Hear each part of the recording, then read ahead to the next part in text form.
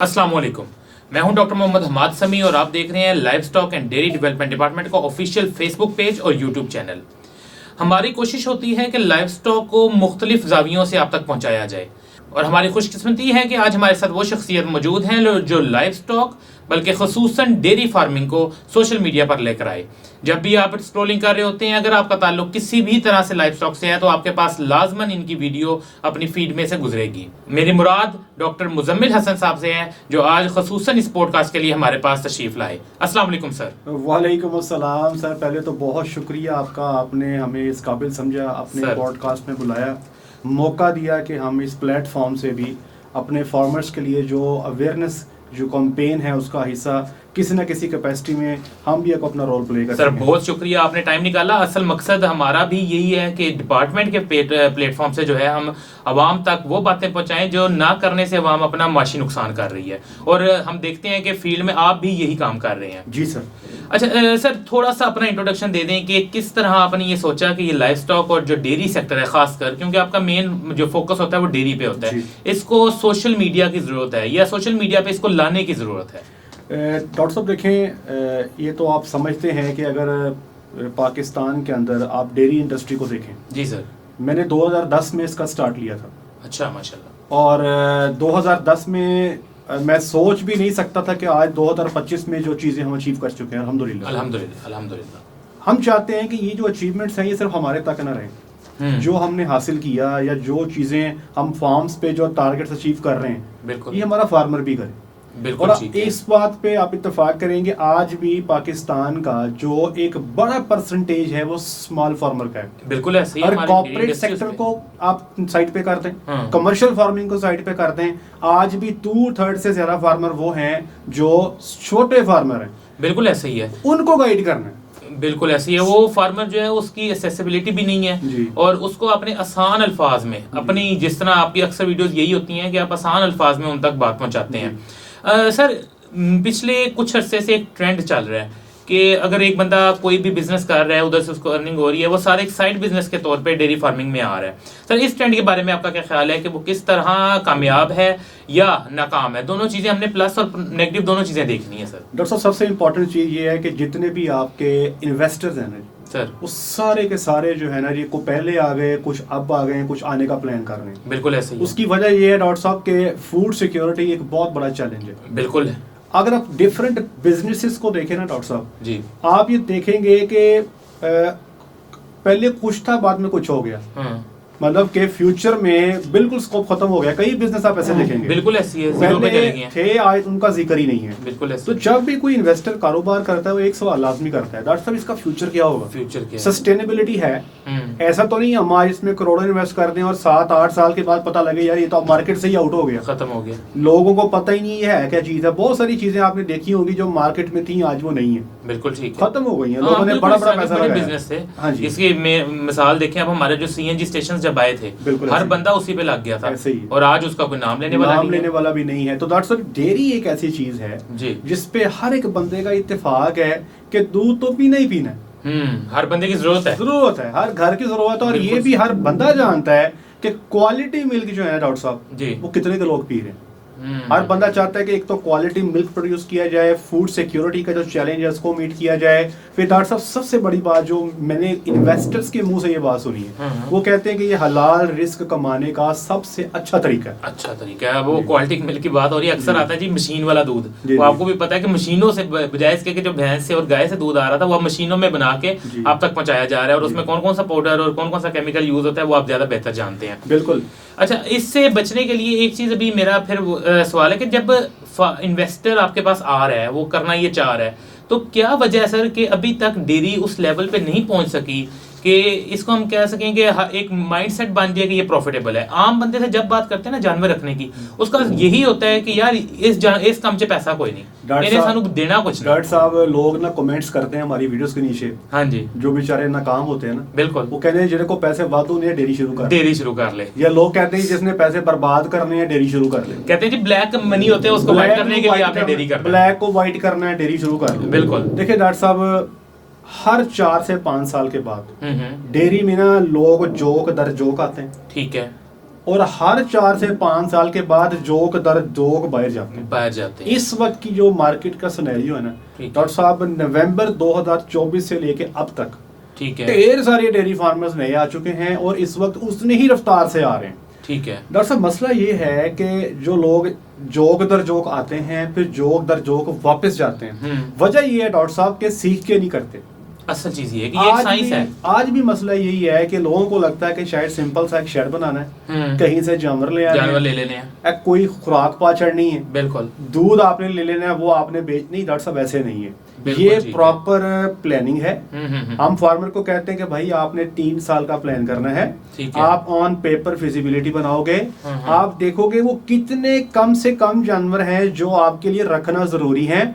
अच्छा डॉक्टर साहब, पाकिस्तान में कुछ एरियाज ऐसे हैं जहाँ पे डेयरी फार्मिंग को प्रॉफिटेबल करना बड़ा मुमकिन नहीं है, जहाँ पे दूध का रेट एरिया में बैठे हैं, वो दूध का रेट ही नहीं है, ठीक है, पॉसिबल ही नहीं है वो, ये मार्केट सर्वे कोई नहीं है। आप फार्मिंग करने जा रहे हो, आपने मार्केट सर्वे नहीं किया, बिल्कुल ठीक है, बिल्कुल। तो जब आप कैलकुलेशंस नहीं करते, आप चीजों को सीख के प्रोफेशनली नहीं करते, तो एट द एंड आप नाकाम होते हैं और फिर आप ये कहते हैं कि भाई इसमें है कुछ नहीं है। डॉक्टर साहब, सिंपल सी बात ये है, आपके कॉर्पोरेट सेक्टर जितने हैं, डॉक्टर साहब मुझे बताएं कि आपने जितने भी सुने होंगे, जी मोस्ट ऑफ देम वो ऐसे ही चल रहे हैं, वो तो नहीं बंद होते और वो सालों से चल रहे हैं, बंद नहीं होते। क्यों डॉक्टर साहब? उनके पास प्रोफेशनल टीम्स हैं, वो अपनी प्लानिंग करते हैं।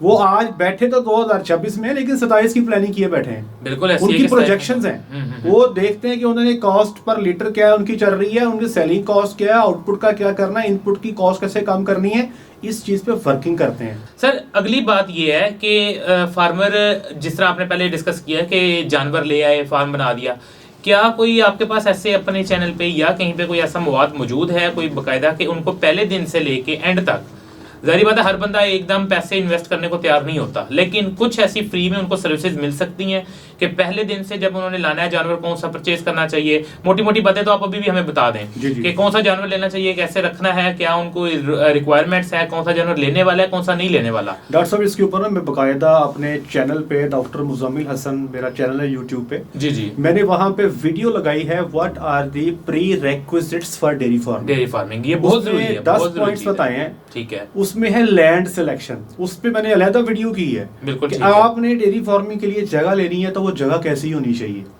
उसके रिक्विजिट्स क्या हैं, वो मार्केट असेस उसकी होनी चाहिए, वो जगह जमीन से ज्यादा नीची ना हो, वहाँ पे वाटर लेवल क्या है, वहाँ पे वाटर की क्वालिटी क्या है, मल्टीपल फैक्टर्स हैं जो ये चीजें कभी कोई देखता ही नहीं है। लोग कहते हैं पानी पीना है, पानी देना है ना, डंगरों को पानी पीना है, अब उसकी पीएच क्या है वो पता ही नहीं, जो टीडीएस वो क्या है पता ही कोई नहीं। तो डॉक्टर साहब, इस वक्त जो फार्मिंग स्टार्ट करने के लिए एक तो सबसे इम्पोर्टेंट चीज़ ये है कि सबसे पहले आप ये देख लें कि आप किस बिजनेस मॉडल पे जाना चाहते हैं। बिल्कुल ठीक है। बिजनेस मॉडल जी आपका मिसाल के तौर पे आप कहते हैं मैंने डेयरी का मैं बिजनेस मॉडल लेके चलता हूँ, मैं मिल्किंग एनिमल्स प्रोड्यूस करूंगा, मैं मिल्क करूंगा और आफ्टर 3-4 ईयर्स जो मेरी सरप्लस हैफर्स होंगी मैं वो मार्केट में सेल करूंगा। एक तो ये मॉडल है, ठीक है। आप ये देखें कि क्या फिजिबल है ये मॉडल भी? डॉक्टर साहब, इसी में तो मजा है। अच्छा, जैसे इसे मजे बड़े नहीं, ठीक है। अब बात बोला गया डॉक्टर साहब, मेरे पास सेटअप्स हैं, मैं ना वो खुल के बात नहीं कर सकता, नहीं प्राइवेसी है, प्राइवेसी होती है, लेकिन एक फार्मर का मेन है कि हमने उनको आइडिया देना है, हाँ आइडिया देना, वो हम उनको दे रहे हैं। सबसे जो डेयरी में मुश्किल काम है ना लाइव स्टॉक में, वो है डेयरी। बिल्कुल सबसे जो मजे के रिटर्न्स हैं वो भी डेयरी के ही हैं, ठीक है। अब देखिए मैं आपको सिंपल मिसाल देता हूँ, लोग फैटनिंग करते हैं, हाँ जी बिल्कुल होती है। अब होता ही है डॉक्टर साहब कि आपने जानवर लिया फैटनिंग के लिए, हाँ जी। आप मार्केट गए, आपको मिला जी फॉर एग्जांपल 550 रुपए पर केजी लाइव बॉडी वेट पे ले आए, ठीक है। आपने 3 माह की फैटनिग कर ली, हाँ जी। मिसाल के तौर पे तो 20,000 बच गए, नहीं बचेगा, ठीक है जी, बिल्कुल। अब डॉक्टर साहब जब आप दोबारा मार्केट में लेने जाते हो ना, वो जो 550 रुपए पर केजी लिया था ना, अब वो मिल रहा है 575 रुपए पर केजी, बिल्कुल वो बढ़ गया। आपको पिछले प्रॉफिट को कंज्यूम करना पड़ रहा है उतने ही जानवर लेने के लिए। मेरी बात समझ रहे? बिल्कुल, आप प्रॉफिट यूज नहीं कर सकते। डेयरी में ऐसे नहीं होता डॉक्टर साहब, आप यकीन करें 2021 में जी सर 3,25,000 की वलैती गायें इंपोर्ट की थी, ठीक है सर 3,25,000 4 माह की प्रेग्नेंट। अब ना जी 7 लाख की क्रॉस मिलनी मुश्किल है, ऐसे कोई सोच नहीं सकता। उनके साथ सर हमने अल्हम्दुलिल्लाह आज हैफर्स डेवलप की हैं, आज हमारी हैफर्स का 10 लाख रेट है जो काविंग पे आ गई है, जबरदस्त, ठीक है। तो डॉक्टर साहब इसमें ये एडवांटेज है कि आपके फार्म पे आपकी एसेट वैल्यू बढ़ रही है। आप ऐसे ही समझ लें कि आपने बैंक में पैसे रखे हैं या आपने उन्हीं पैसों का गोल्ड लेकर रखा है, गोल्ड लेकर रख लिया, पैसे घटी जाने ने, गोल्ड की वैल्यू बढ़ती जाना, ये आपका समझ लें कि ये सोना है, डेयरी का जानवर सोना है सर, आपकी एसेट वैल्यू बढ़ती जाती है। बिल्कुल ठीक है। यानी कि असल बात फिर वही है कि ये डेयरी फार्मिंग कोई आर्ट्स या कोई इस तरह की चीज नहीं, एक साइंस है जिसको समझ के करने की जरूरत है। मेरा अपने फार्मर से भी यही गुजारिश है कि इस डेयरी फार्मिंग को आने से पहले, डॉक्टर साहब ने भी अपना बताया, हम कोशिश करेंगे कि उसका जो लिंक है वो आपकी अपने कमेंट सेक्शन में दे दें कि आप देखें कि क्या क्या चीज़ें हैं जो ज़रूरत है। अगर आप उन पर पूरा उतर सकते हैं, वो रिक्वायरमेंट पूरी कर सकते हैं, तो इस तरफ आएँ। अरे सर आगे अब चलते हैं कि जानवर ले लिया, आगे आपके पास जगह भी आपकी हो गई। मैं अब अगली एक चीज़ होती है कि मार्केट क्या है। दूध प्रोड्यूस फार्म से लेके मार्केट तक बीच में मिडल मैन आ जाता है, तो सर क्या उसको ओवरकम करके अपना प्रॉफिट जनरेट किया जा सकता है? और हमारा, क्योंकि अक्सर फार्मर जिनसे हमारा लिंक होता है वो ये कहते हैं कि यार सारा मुनाफा तो ग्वाला खा जाता है। डॉक्टर साहब मैं आपको सिंपल कर देता हूँ, पाकिस्तान में ना 2023 में थोड़ी सी हमारी मौशी हालात काफी डिस्टर्ब हुए थे। बिल्कुल हुए थे। अचानक हमारा डॉलर 150 से 300 पे चला गया। हाँ जी, जंप आया था। डॉक्टर साहब तबाही फैल गई थी हमारी। बिल्कुल ऐसे ही। ठीक है जी।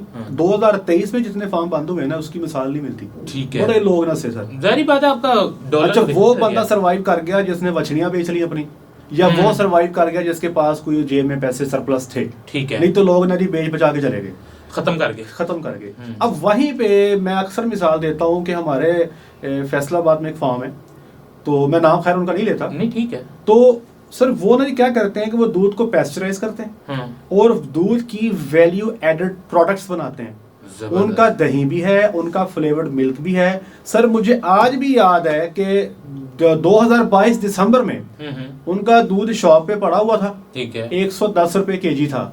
अच्छा। तो अगस्त 2023 में वही दूध 190 रुपए केजी वो सेल हो रहा था। तो उनके पास थी मार्केट, उनको डॉलर ने इफेक्ट ही नहीं किया। लेकिन वो फार्मर जिनके पास मार्केट नहीं थी, जिन्होंने गवाले को प्रेफर किया या और सोर्सेज को प्रेफर किया, अपने दूध को मार्केट तक वो नहीं लेकर गए, सर उनको बहुत तंगी का सामना करना पड़ा। आज भी मैं ये बात ऑन रिकॉर्ड कह रहा हूँ, अगर आज हमारा डॉलर फिर 350 पे अल्लाह ना करे चले जाए, डेयरी एक शदीद ट्रबल में आ जाएगी, भागेंगे लोग। हम डेयरी में डॉलर पे चलते हैं सर, हमारी हर चीज का रेट डॉलर पे है सर। 3300 3200 3000 से 3300 डॉलर में जानवर इंपोर्ट हो रहा है सर। आज 280 रुपए डॉलर का रेट है। आज से 3-4 साल पहले 150 रेट था। वही जो रेट हमारा जो 4.5-5 लाख का जानवर था वो आज हमारा 10 लाख का हुआ है। अगर ये 350 को चले जाएगा तो हमारा जानवर और 1.5-2 लाख महंगा हो जाएगा। 12-13 लाख पे पहुंच जाएगा। हमारी हर चीज सर इंपोर्ट की है। हमारा पहले इस पे है सर, हमारी फीड सोयाबीन हम इंपोर्ट कर रहे हैं, कैनोला इंपोर्ट कर रहे हैं, मकई का जो ग्रेन है वो जो सीड्स लगाते हैं वो हमारे इंपोर्टेड सीड्स हैं। बिल्कुल। हम तकरीबन सप्लीमेंट सारे इंपोर्टेड। हमारी सर जी अगर आप सही पूछे ना, जो हमारी कॉस्ट ऑफ प्रोडक्शन है ना, उसमें हमारा इंपोर्ट का बहुत अमल दखल है और उसमें हम एक बड़ी परसेंटेज जो है वो हमारी डॉलर से इफेक्ट होती है। बिल्कुल ठीक है। अच्छा सर, लाइव स्टॉक डिपार्टमेंट के जो अभी इस टाइम खदमात हैं और जो काम कर रहा है, इसके बारे में थोड़ा सा बताएं, ये आपका क्या ख्याल है?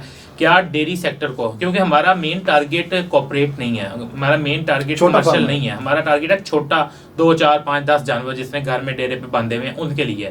तो क्या उनको बेहतर सर्विसेज मिल रही हैं? बेहतरी की गुंजाइश हर जगह मौजूद होती है, लेकिन क्या आप इससे मुतमईन हैं? देखिए सर, डेफिनेटली जैसे आपने बताया कि रूम ऑफ डेवलपमेंट तो हर जगह पे है। बिल्कुल ठीक है जी। मुझे लगता है कि इसको हम मजीद बेहतर कर सकते हैं। बिल्कुल ठीक है। अभी सबसे पहले नंबर पे तो जो आपने ये काविश की है ना, ये पॉडकास्ट वाली, हाँ जी, लिटरली मुझे आपने हैरान कर दिया सर। जज़ाकल्लाह। ये यकीन करें कि ये वो काम था जो मुझे लगता था कि शायद गवर्नमेंट कभी भी नहीं करेगी। मैंने बहुत दफा रिक्वेस्ट की, मैंने कहा जी सोशल मीडिया पे अवेयरनेस दे बंदे को। आज भी हम वो कुछ कर रहे हैं जो कि, अच्छा मैं आपको मिसाल खत्म हो गया दुनिया में। मिसाल देता हूँ। जी सर, 2014 के अंदर ना जी हमारे फार्म पे एक जर्मन न्यूट्रिशनिस्ट आया।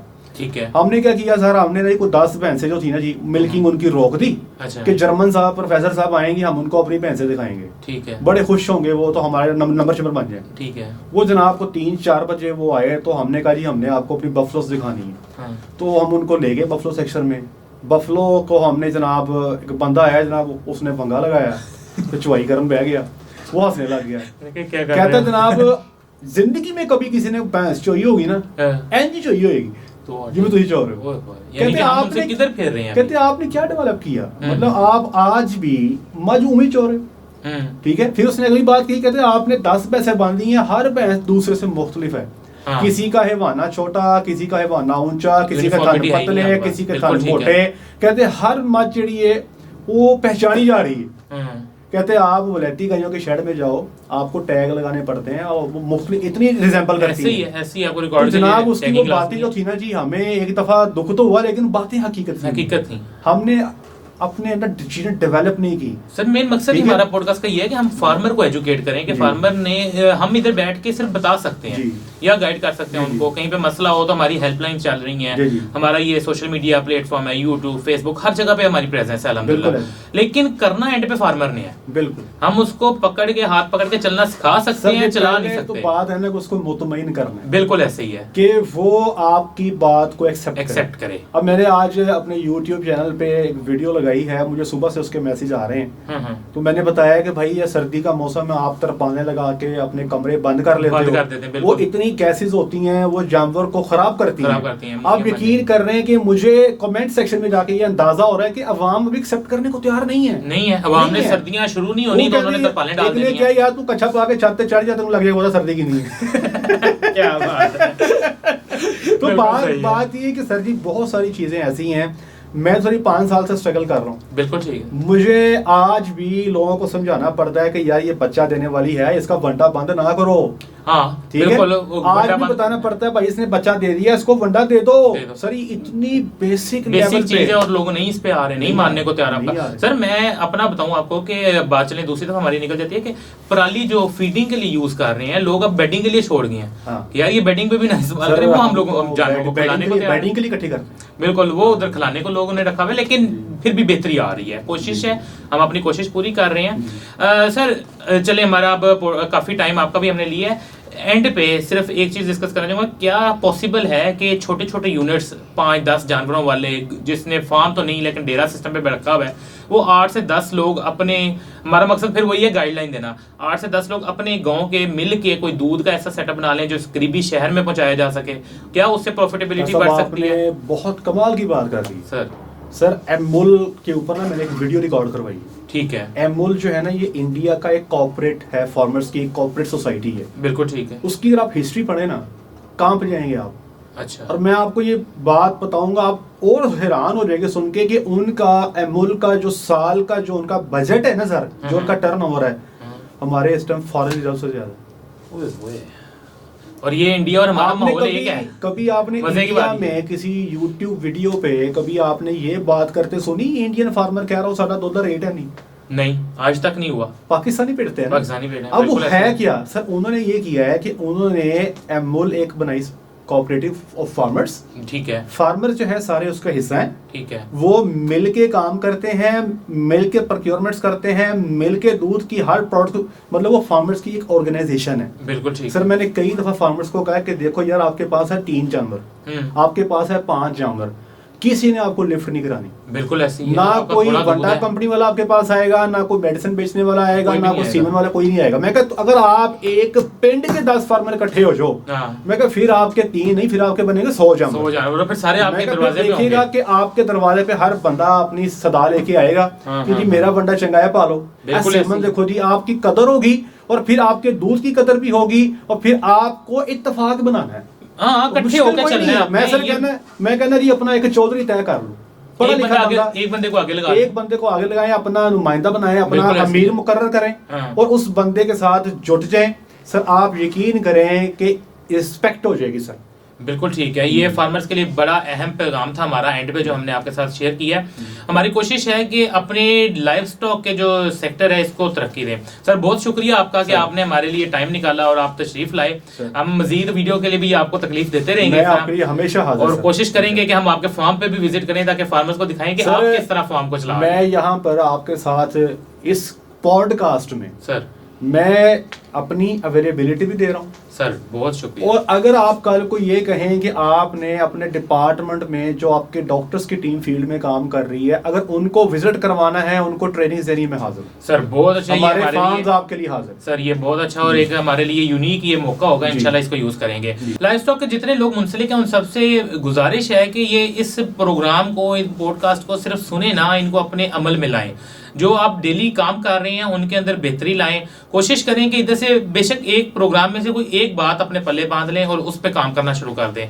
हम सुनते बहुत कुछ हैं, अमल करने की देर होती है, और यही बातें जब आप अमल करेंगे तो इंशाल्लाह इसमें बेहतरी आएगी। अपना और अपने जानवरों का बहुत ख्याल रखिएगा। इंशाल्लाह इस तरह के मजीद प्रोग्राम लेकर हाजिर होते रहेंगे। अगले प्रोग्राम तक अल्लाह हाफिज।